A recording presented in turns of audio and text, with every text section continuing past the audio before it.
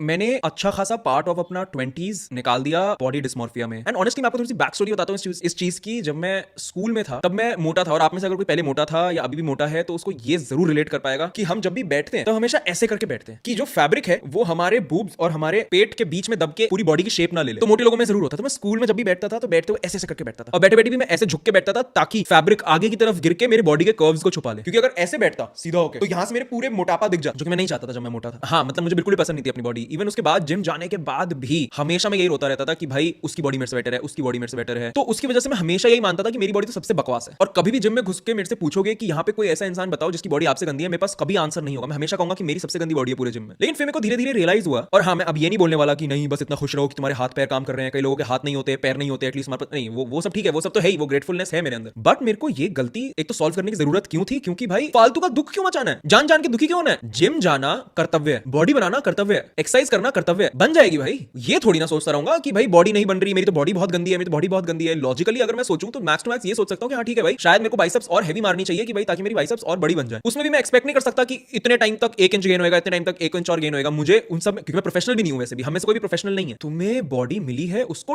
Train करने में खुश हो, उस बॉडी के रिजल्ट्स पे खुश मत हो। तुम इस चीज पे खुश हो कि मेरी स्ट्रेंथ कितनी बढ़ गई। इस चीज पे दुखी मत हो कि भाई उसका डोला ज्यादा बड़ा है, मेरा डोला कम है। और इस चीज पे खुश भी मत हो कि भाई मेरा डोला ज्यादा बड़ा है और उसका डोला कम है। It does not fucking matter.